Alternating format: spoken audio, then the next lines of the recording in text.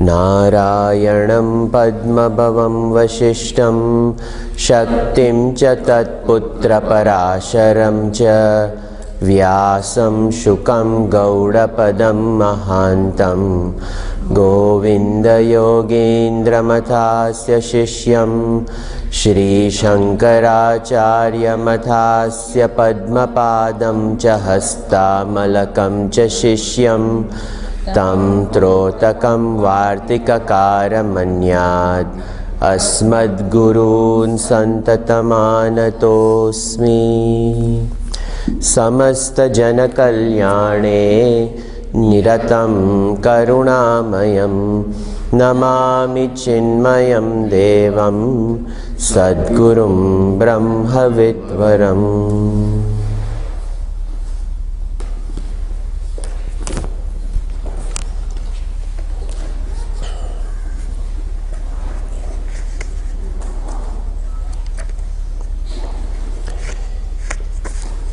We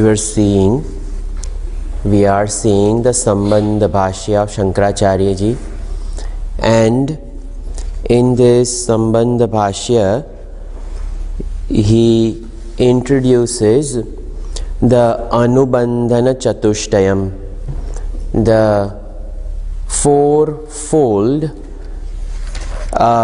process or the union of the one who actually picks up the scripture. And the one who picks up the scriptures is the student of Brahma Vidya, the Adhikari, and the Adhikari is united with the subject matter, which is none other than Brahman. So Vishaya is Brahman, Prayojanam, the fruit, desire, the purpose of knowing Brahman is moksha, for the attainment of absolute liberation. And the Sambandha is the Parampara Praptagata Sadhanani, which allows the student to successfully reach the completion of the goal of human life. The student not having the privilege of having Shastra being revealed, the Shastra is not revealed to the student, the Shastra is revealed to Rishi, but then the Rishi has passed it on to the disciples, and in this flow of this parampara it has arrived, and this Prayojanavat Sambandh is brought out by the tradition, and the Sampradaya is the purpose with which one engages in the spiritual practices to attain the goal. Then Shankaracharya ji talked about that these are not my unique ideas, these are the ideas of Shastra, that Advaita Eva is established by all Shruti Vakya, and Shruti declares this oneness, this Advaitam, and that Advaitam is the goal, and this is how this Prayojanam is established. And it is uniquely available in all Upanishads, in all Shruti, the same goal is being declared. Then Shankaracharya ji summarized that there are 4 sections to this Upanishad. The first portion is known as Agama, in which the entire Shruti is revealed. The entire Shruti of 12 mantras and 29 karikas are considered to be Agama, because it is revealed, it is revelation, and the 29 karikas are on top of the 12 mantras. Then there is the Vaitatya Prakarana is the second section, the unreality of the world is established over here, that just like the snake and the rope example, the rope alone is real, but the snake has an illusory existence on top of the rope and not apart from the rope. In the same way, the mithya prapancha is not apart from Brahman, but it is an appearance on the substratum of Brahman, and that is the mithyatva prasanga of this illusory nature of this world. Now, someone may say that then what is the actual reality of the rope then? A rope may be also negated. Negating the snake can be taken far as the negation of the Advaita, the rope itself. So he says, no, that rope can never ever be negated, and in that way it is established that in Advaita Prakarana 48 Karikas are there. Then there may be a doubt with people from different walks of life and different understanding, and each understanding contributes to one's own limitation of the understanding of the projected reality. And the various ideas and thoughts about the projected world are based upon the 6 pramanas that we had talked about a few days ago, that 6 valid means of acquisition of knowledge, and each one of them uses different pramana to establish the experience. So whose experience is going to be validated over here? So over here Shankaracharya ji comes and says that this last prakarana, which has the maximum karikas, the Vaitatya Alat Shanti, this 100 karikas are devoted to establishing the absolute nature of Atma, so that doubtless nididhyasan can happen. This is to make sure that once I enter the last thought phase, the thought itself is proper.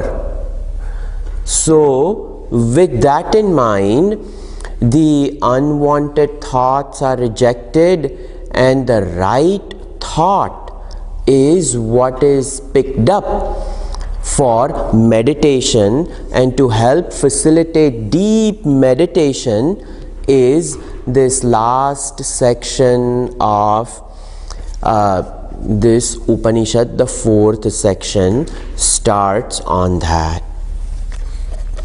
Then the next paragraph he says this: Katham punaha omkar nirnayaha atma tattva pratipatti upayavatvam pratipadyate iti uchyate. How does this omkar, deliberation on this omkar, lead to the gain of Atma? How can omkar help in the attainment of Atma, the acquisition of Atma? Again, the limitations of language I am using. There is no attainment of Atma, there is no gain of Atma. It is a gain which is already gained. What is implied over here is the knowing aspect. The Atma is revealed. So over here, Om iti etad. Over here, Sarve Veda Yat Padamamananti Tapamsi Sarvani Cha Yadvadanti Yadichanto Brahmacharyam Charanti Tatte Padam Bravimi Om Iti Tat in Kathopanishad, that all that people do, all tapascharya, the brahmacharya life people live, and they deprive themselves of all types of worldly pleasures for the sake of the attainment of the self. And that Om iti etat bravimi sangrahena. In brief, I will talk about this Omkar. So each Upanishad in a unique way discusses this Omkar. Etadalambanam param, etadalambanam. This alambanam, this is the support. Omkar is the support. Etadalambanam jnatva. Having known this, there is no punarjanma. So this is the absolute. Etadvai satyakama. It is said that this alone is the truth. Satyakama. In this way, it is said this alone is the truth to be desired. This Omkar, there is nothing other than that. Om iti atmanam yunjita. Unite yourself with this Atma. Om iti Brahma. Om iti dagam sarvam. In Taittiriya Upanishad it is said, Omkara evedam sarvam. Chandogya Upanishad, that all this is said. So Katho Upanishad, Prashno Upanishad, Maitreya Upanishad, Taittiriya Upanishad, Chandogya, Shankaracharya ji quotes all this. And Omkar Upasana we've also seen in Kaivalya Upanishad. Pranavo Sharadhanu Atma Brahmatal Lakshamuchyate Apramattena Vedavyam Sharavattanmayo Bhavet Om iti Lakshya. So with the Omkar Upasana, all Upanishads declare the same thing.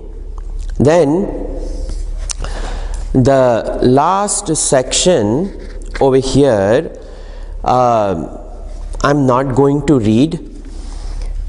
What Shankaracharya ji over here is saying in this section is that this Omkar alone is used as a support. And what is seen in this world, as he uses this word over here, Abhidhan and Abhidheya Vastu. Abhidhan, the very object, and Abhidheya, the name used to indicate the object. The name and the object to which the name belongs. In that relationship of the object and the name of the object, they are not two different things. Language separates the two for the sake of the revelation of proper understanding. To help facilitate proper understanding, there is the Abhidhan, the Abhidheya Vastu, the support, the object which exists, and the name which indicates that object. They are in fact one. And Vilakshana is the Atma. Atma is something other than that. Atma is not the name which is indicating the object. That Atma is completely different from what is indicated. And the name and the object named for the sake of transaction helps us facilitate understanding, but in all this, Vacha Rambanam Vikaro Namadheyam Mrittika Eva Satyam, he uses this quote from Chandogya Upanishad, that instead of getting caught up in the name and the object named, what is over here is the play of words. Vacha Rambhanam, Vikaro Namadeyam, and all the modifications are simply named.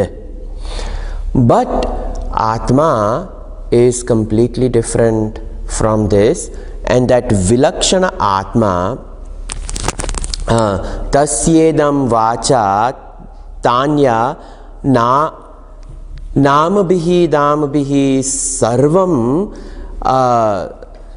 over here Sarvam Sitam Sarvam Hi Idam Namani Iti Shrutibhyaha. So all the Shruti is saying over here is that for the sake of the transaction we have separated the name and the object named.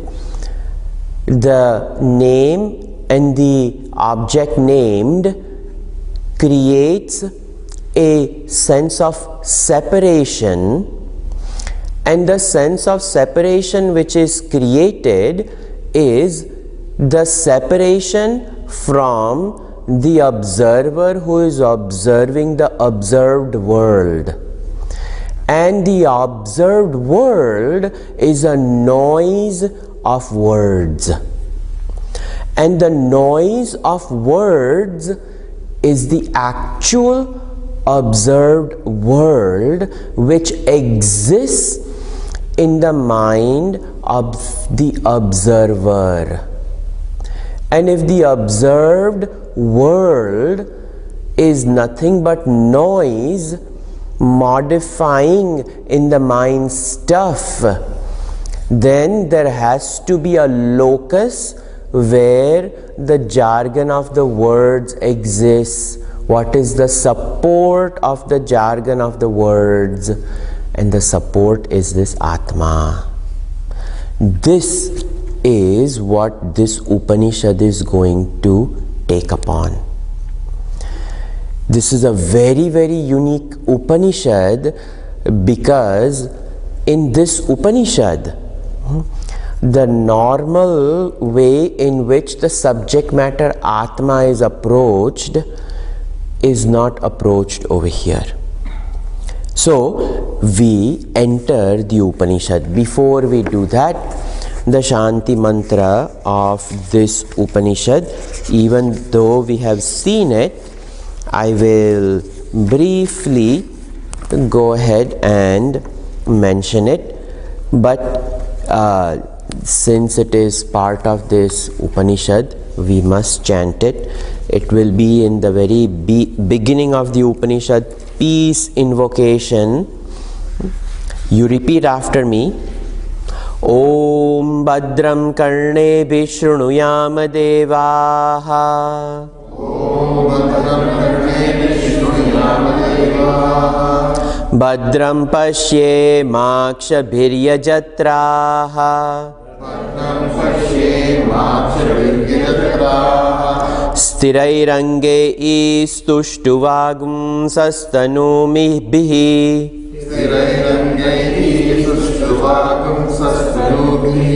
Vyashema devahitam yadayuhu. Swastina Indro Vruddashravaha. Swastina Pusha Vishvavedaha. Swastina Starksho Arishtanemihi. Swastino Bruhaspatir Dadhatu. Om Shanti Shanti Shanti. Om Shanti Shanti Shanti.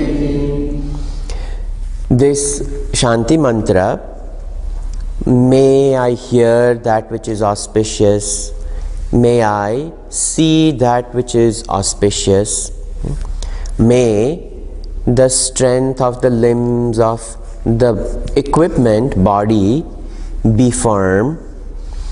May I be blessed with sufficient life. Vyashema deva hitam yad ayuhu, this life. O Lord, bless me with a decent life. The essence of all this is, I have arrived as a human being, as a jiva. The purpose of the human life, may it be fulfilled. The purpose of human life is to come out of this limitation of birth and death. So, having attained the best of all equipments seen in this world, may I not abuse the equipment. May the hearing be proper, seeing be proper. The health is not for showing off and man sculpting the body or anything, but the health is so that it can be utilized for coming out of this cycle of birth and death. So, the life is for that Shravanam Karnevi Shunuyama Devaha, that Shravanam should happen. Then Mananam should happen. Sthirairangai Sushtuvagum Sastanubihi, in this firm body with all senses placed in their own respective locus, may Mananam and Nididhyasan happen before the life is over. That is why this Vyashema Deva hitam yadayuhu. So the whole life, may it be used for Shravanam, Mananam, Nididhyasan, and may that be blessed upon me. This cannot be done by myself. So Swastina Indro Vruddha, the most ancient Indra, who is the Lord of all the Devatas, the body which is functioning due to 33 crore Devatas, the Supreme is taken for this, that may this famous ancient Indra bless this body with good purpose. Indra himself attained none other than Brahaspati ji, and that is also in here. Swasinav Pusha Vishvavedaha, and the sun god, who is the generator of total health, Ayush, that may he give Pusha, the nourisher, may he nourish this body. Swastinastarksho Arishtanemihi, Garudji, who is the one who presides over the swift movement of Narayana throughout the universe, may this mind move swiftly towards Paramatma.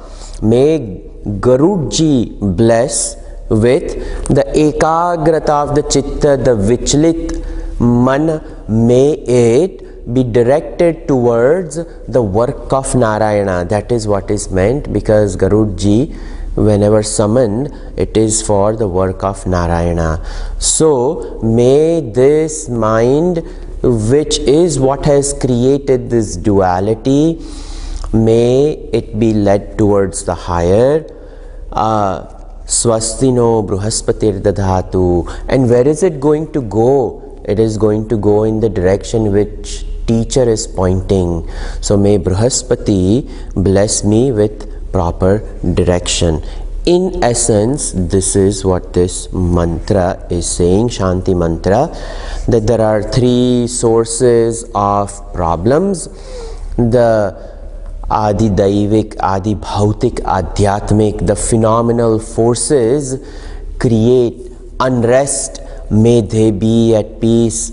The fires, the tornadoes, the hurricanes, and all those things, nobody has control over this. These are the Daivik forces. May they be at peace so that study can be facilitated.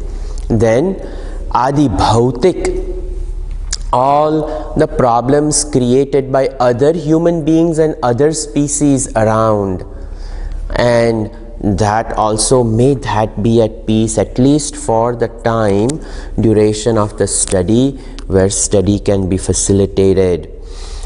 And the last one is the problems created by mind and the intellect. The physical body cannot sit properly, it is hurting, the mind cannot concentrate, all those things. So the problems created by one's own equipment, that may they be at rest in this way. This is a very beautiful mantra. The more we contemplate, the more comes out of this mantra. Every time we do this Shantipat, different ideas come. So a prayer, basically it is a very beautiful prayer, that life, you bless me as long as you want, O Lord, but may that life be nourished by the Sun God. The nourishment is only for the sake of Ayushyam, and Arogyam is only for the purpose of Shravanam, Mananam and Nididhyasan. And this Nirvignatvam, Shanti, Shanti, Shanti, that may in this life I don't have any vignas, so that I can go towards Mananam, Nididhyasan. This Upanishad is called Mandukya. A very unique name, a toad, a frog. Typically, we have Upanishads named after either the Rishi or the Upanishad named after the Rishi to whom it was revealed, or the first line, whichever word appears, Isha Vasamidagam Sarvam, so Isho Upanishad. Kene Shitam Preshatim Patati Manaha, Keno Upanishad. Katha Upanishad had two meaning. Katha can be, it's a story of a boy who learns. Or Kathaka Upanishad from Kathaka Rishi. That there is in that particular Shukla Yajurveda, there was a Kathaka Rishi for whom there is a Kathaka Shakha in, just like we have a Taitriya Aranyaka, and in there is a Taitriya Shakha of the Tittari bird over there, which is none other than Yajnavalkya ji, who had to vomit out his knowledge because of arrogance, and that's why it became the dark Shukla Yajurveda and Krishna Yajurveda. The Krishna, it became dark, so then he went to the sun god and he studied, and his knowledge is compiled, his study is compiled in Brihadaranyaka Upanishad, which is Shukla. Then it became the bright one, because the Guru over there is the sun god. And in that way we have Upanishad which have different names. Mandukya, it's a unique Upanishad of named after an animal called frog, toad. This particular animal, this amphibian, when it wants to make a leap, it typically goes back a little bit, and it makes sure that its hind legs are fully launched into the earth, and he makes a great push from the earth. This animal cannot crawl, neither can it walk. It can only leap. The significance of the name of this animal for this Upanishad is, we cannot crawl out of samsara. we have to make a leap. And we have to jump, which are the subject matter of this Upanishad. And the leap has to be final. This animal is such that it cannot, once it jumps forward, it cannot go back. The whole thing has to turn around and then go back. Typically, it is not seen for this amphibian to go backwards. It will only go forward. The jiva has to go forward. Another beautiful analogy of this animal used in this is, this animal only comes out in India in rainy season. During the Chaturmas, when it rains, the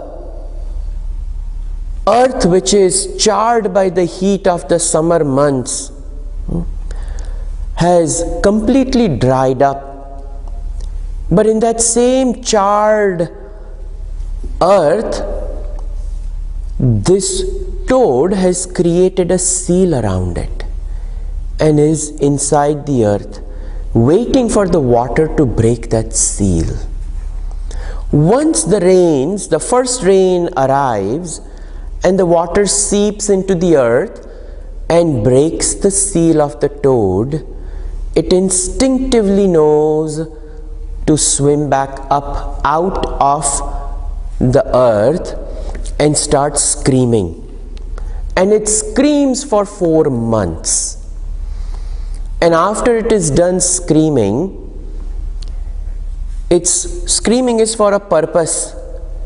It invites a mate, it breeds, and it enjoys the rainy weather. Even initially, first thing they do is they meet and then mate, and then the female toad lays her eggs, and both of them go their own way, and all they do is they make noise. They mate once and then they make noise. There is a beautiful analogy of this, that life should be spent in dhyana and nididhyasan, and when we wake up, we should scream Shastra. This is a simile used for a sannyasi, that the sannyasi escapes and seals himself in dhyana avastha for the rest of the year.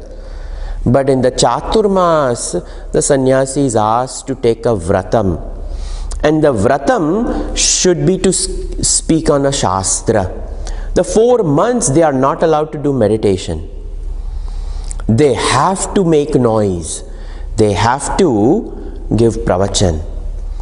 And this is a beautiful way of looking at the Shiromani of Upanishad is named after a toad. The toad's life is a life of tapascharya, of dhyan. It seals itself and it goes into meditation. It silences itself for the whole year until the monsoon arrives. And the monsoon is not just for fun. Finish your work and then make noise, enjoy. The sannyasi is also supposed to enjoy the shastra. If at all the sannyasi speaks, it has to be only the shastra. Thus, the Chaturmas Vratam is observed by all sannyasis to take some type of resolution to speak on a particular shastra, to reflect upon it, and to make noise for dissolving the noise of samsara. This is, you can read this, Gurudev mentions this. I've given a little bit more on it. In this way, It is a very beautiful and apt name of this Upanishad.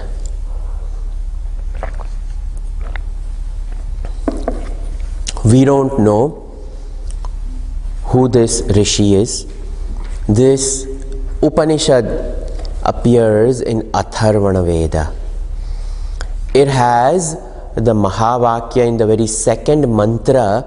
The Mahavakya is given.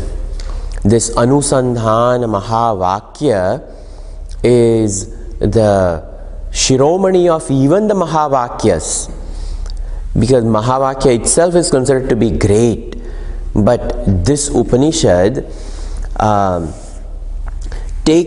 sits on a pedestal of its own.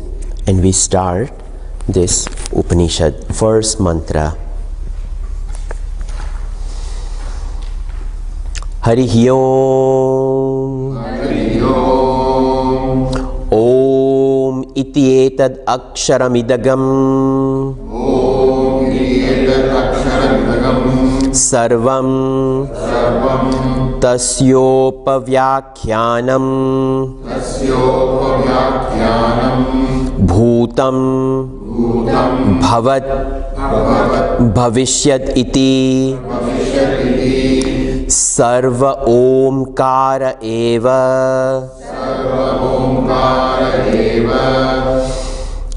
yaccha anyat Trikalatītam tadapi omkara eva.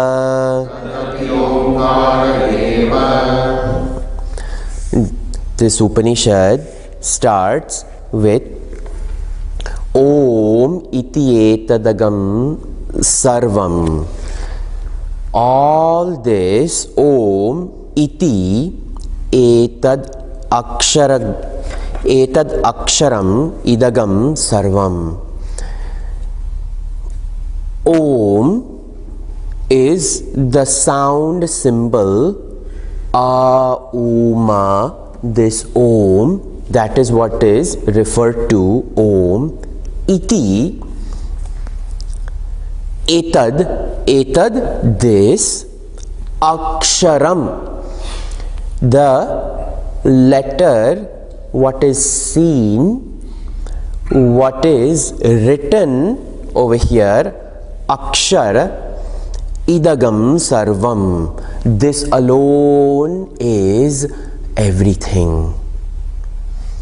So when Om, in this first mantra, it is said, what is this Om iti etagam iti aksharam idagam sarvam? Om iti etad aksharam idam sarvam iti. All, Shankaracharya ji says, all is Om. So what does he mean by Om over here is objects. All objects seen are Om. This akshar, Om, all that is seen. And what is all that? Yad idam arthajatam abhidheya bhutam tasya abhidhyana avyatirekat abhidhanasya cha omkar avyatirekad omkara eva idagam sarvam. Very simple sentence, packed with meaning. This becomes the support of this entire Upanishad. When we look at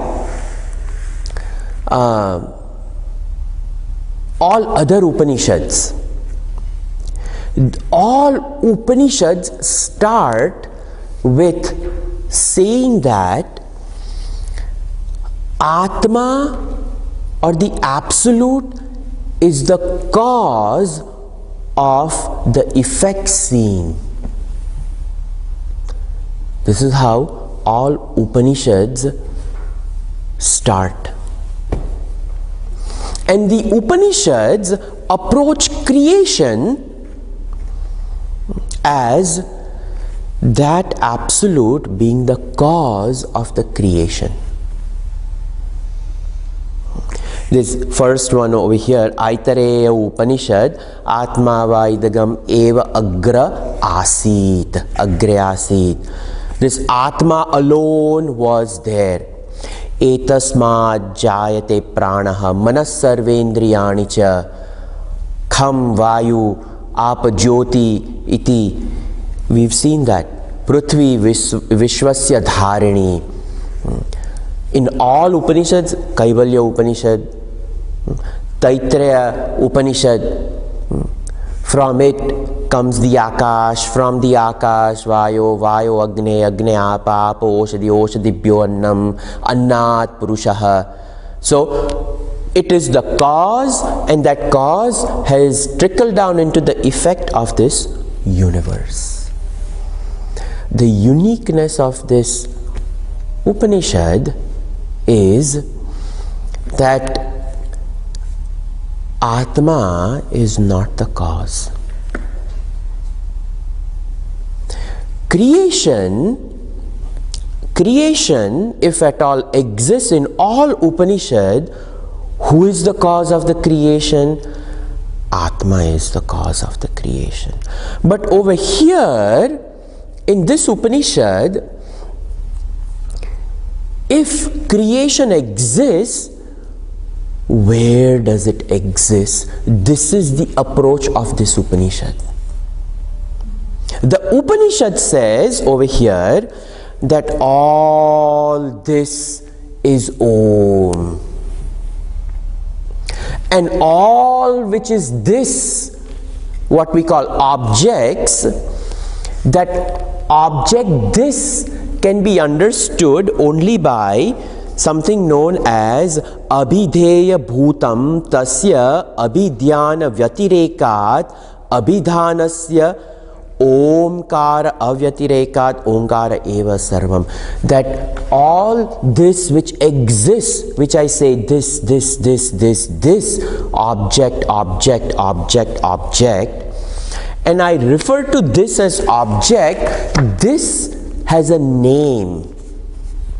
And when the object has a name, the name is not different from the object, and that name which is not different from the object exists where? It exists, later on this Upanishad will come to say that the existence of the name and the existence of the object named is only in the waking state, in the dream state, and in the deep sleep state there is absence of the existence of objects, but there is a knowledge of the absence of objects.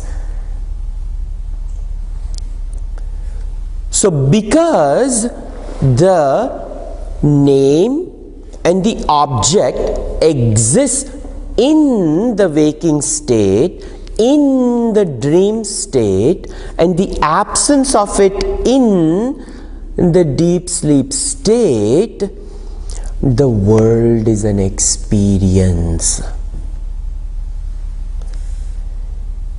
The world is not existent.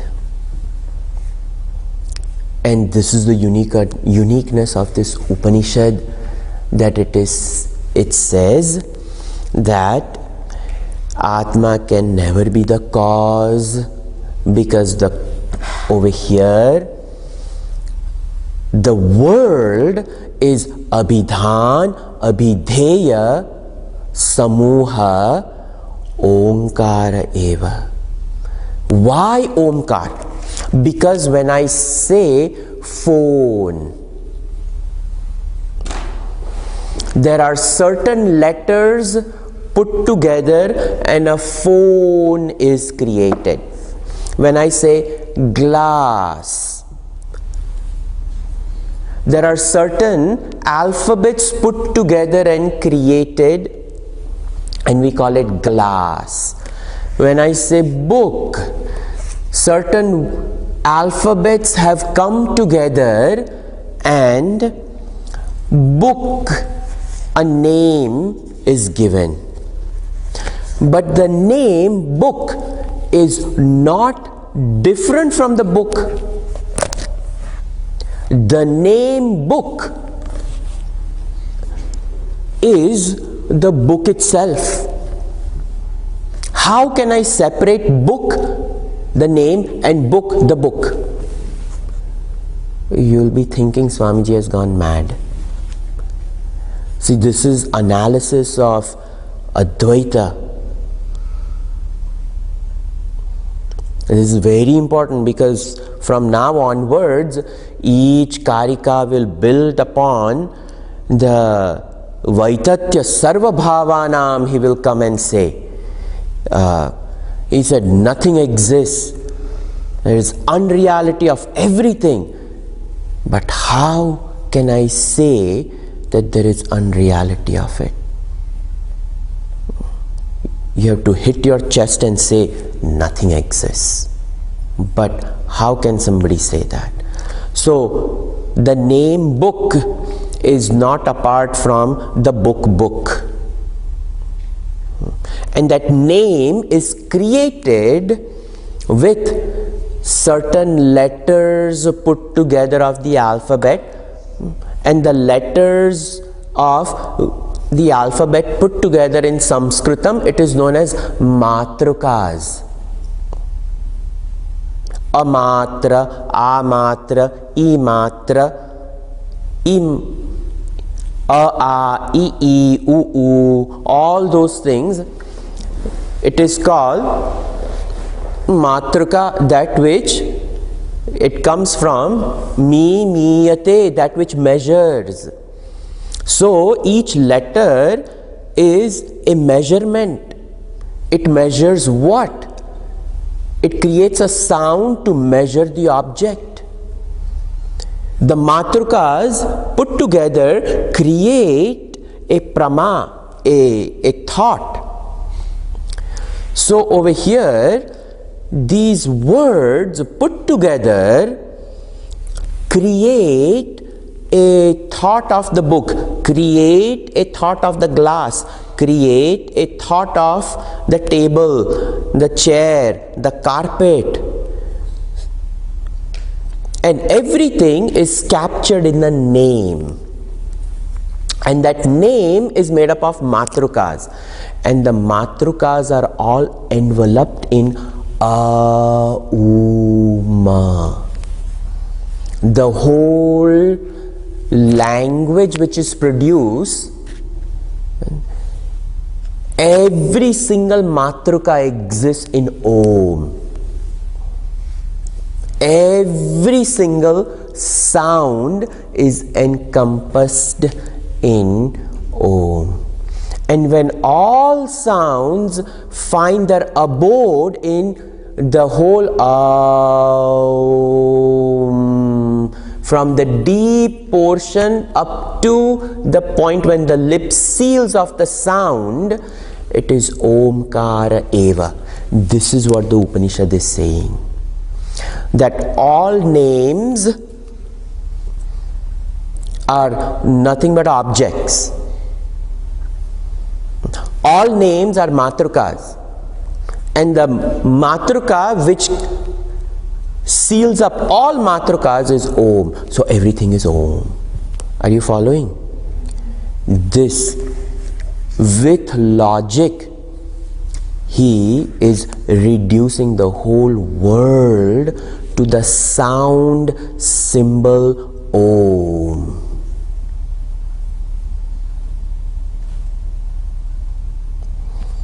And that is what is said, that all that exists is reduced to Om. So when everything is reduced, when is over, what remains? What remains is the one who uttered and the one who experienced. The experience, when it is over, the experiencer doesn't disappear. And what remains behind is called Turiyam. This is the progression of this Upanishad. In the first mantra, it is Omkara Vichar. Very simple. This is what I mentioned. Then in the second one, it is Atma Vichar. When A, U, Ma is over, what I just said, something remains. And then something which remains, that is that Mahavakya of the second mantra itself is a Mahavakya. There is a second mantra, is called Atma Vichar. What is Atma? Can Atma be this Omkar? Omkar, A, U, Ma, it is a sound. And that A, U, Ma sound, which encompasses a Kavarga, Chavarga, Tavarga, Tavarga, Pavarga, you know, the sibilants and Haksha, Gnya, all of them, and also each one of them cannot exist without the consonants cannot exist without vowels. So they are also included, all 16 vowels, and each one of them, they go with each one of the alphabet, and the whole combination of any sound exists in Om, and that is what is said, Om iti. Over here, Om iti etad aksharam idagam sarvam. All is this Om. Tasya upavyakhyanam bhutam bhavat bhavishyat iti sarvam Omkara eva. And what is this Omkar? The objects that I am seeing, the objects which have passed through the tunnel of time, we call it past. The objects which are passing through the tunnel of time now, which is present, and the objects which are in the pipeline of the tunnel of time, which in due time will arrive, all of these are nothing but people have in the past used the same alphabets to describe their objects. People in this time are utilizing the same alphabets to describe our objects. Like I was saying, certain verbs were not there in the 70s. Go get an Uber was not there in 70s. Did you Google it? Was not there in the 70s. Now we have it. But the Google, all of those, whatever sound, it is still part of that. And what is going to come, that is also in the same Om. Yatcha Anyatrikalaatitam yad api Omkara eva. So what I was saying is, this mantra Omkar is talked about. Everything is Om. 3 periods of time, that which exists, it's Om. It's Upavyakhyanam. What is its Upavyakhyanam? Its Upavyakhyanam is none other than the name and the object named. That's all. The elaboration, the story of this Omkar, this over here Gurudev writes, it's exposition. How can we do an exposition of thing? Words, sound. And the words and the sound mean something. What do they mean? Objects. And all these objects are none other than Omkar, because the object is reduced to a sound, the sound is reduced to Omkar. Everything is Om, Om, Om. Where? Today, yesterday, tomorrow, all that is Om. So this mantra is Omkar Vichar. Next mantra is what remains after the Omkar Vichar. That is elaborated on the fabric of mantras 3 to 7. And that 7 tries to define that Atma. The undefinable will be defined. Nanta prajna, nabish prajna, no bhayata. What is this Atma? Who is this experiencer that remains after the sound? It disappears. What is that silence? Who is it? That is the subject matter of this, and elaboration on Omkar, mantras 8 through 12, and that is all. This Upanishad is over in 12 mantras. Now I'm giving even a bird's eye view that this Ma, this entire Ma created all the sound, all the name and the form, that which exists in this individual.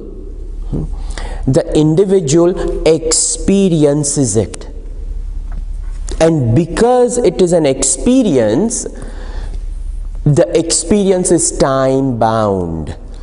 So all that is there is time bound, and all that is time bound is unreal.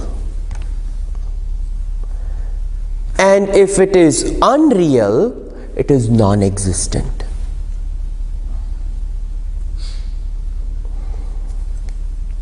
And the Upanishad comes and discusses that. One unreal is, this glass is unreal. Why? Because this glass is called, it has a mithyatva existence, illusory existence. Why? Because 4 centuries ago it was not there, now it is here, and after maybe few centuries it will not be here. It has a time-bound existence, and if something has a time-bound existence, we call that, from our study of previous Upanishads, mithyatva satta. It has an illusory existence. Now I have, do you see the horns on my head? So when did I have horns? In the past, in the present, in the future. I have never had horns. So the horns were not there in the past, the horns are not here now, and the horns are not going to be there in the future. So the existence of the horns is non-existent. It doesn't exist.